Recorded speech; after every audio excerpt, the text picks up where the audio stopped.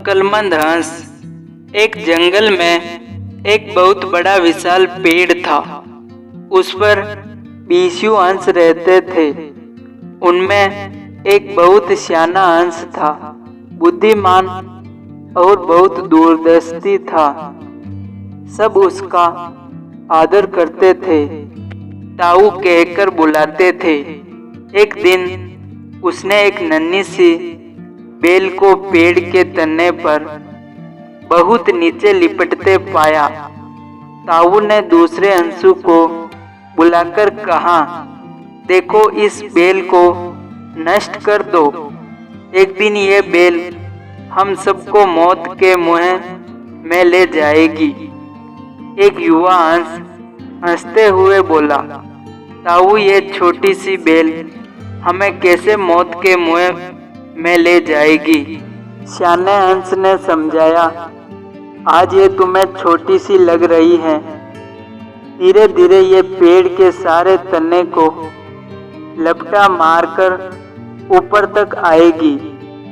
फिर बेल का तना मोटा होने लगेगा और पेड़ के चिपक जाएगा।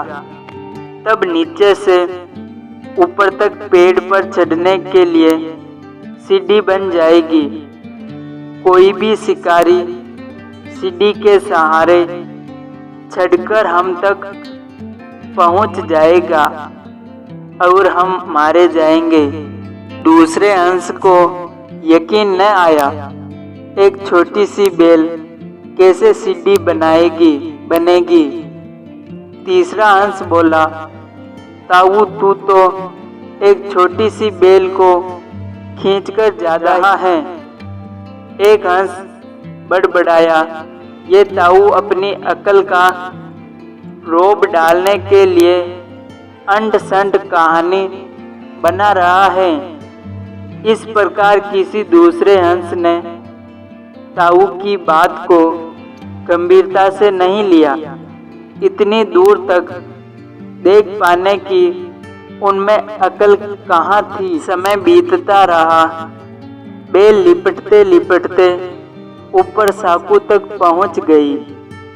बेल का तना मोटा होना शुरू हुआ और सचमुच ही पेड़ के तने पर सीढ़ी बन गई, जिस पर आसानी से चढ़ा जा सकता था। सबको ताऊ की बात सच्चाई सामने नजर आने लगी, पर अब कुछ नहीं किया जा सकता, क्योंकि बेल इतनी मजबूत हो गई थी कि उसे नष्ट करना हंसों के बस की बात नहीं थी। एक दिन जब सब हंस दाना चुगने बाहर गए हुए थे, तब एक बहेलिया उधर आ निकला। पेड़ पर बनी सीढ़ी को देखते ही उसने पेड़ पर चढ़कर जाल बिछाया और चला गया। सांझ को सारे हंस लौट आए। पेड़ पर उतरे तो बहेलिया के जाल में बुरी तरह फंस गए। जब ये जाल में फंस गए और फड़फड़ाने लगे, तब उन्हें ताऊ की बुद्धिमान और दूरदर्शिता का पता लगा।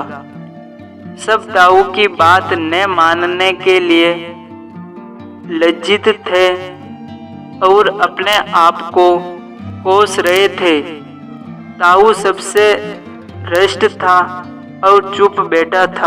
एक हंस ने हिम्मत करके कहा, ताऊ, हम मूर्ख हैं, लेकिन अब हमसे मुँह मत फेरो। दूसरा हंस बोला, इस संकट से निकलने की तरकीब तू ही हमें बता सकता है।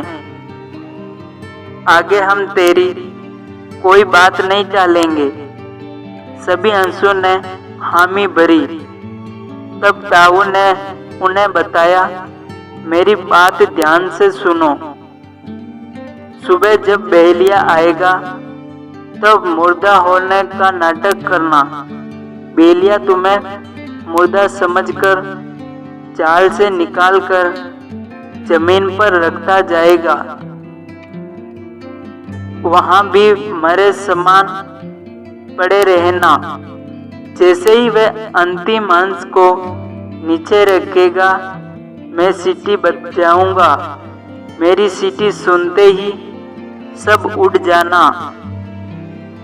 सुबह बेलिया आया। अंशु ने वैसे ही किया जैसा ताऊ ने समझाया था।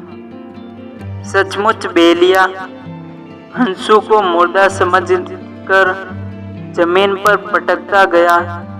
सीटी की आवाज के साथ ही सारे हंस उड़ गए।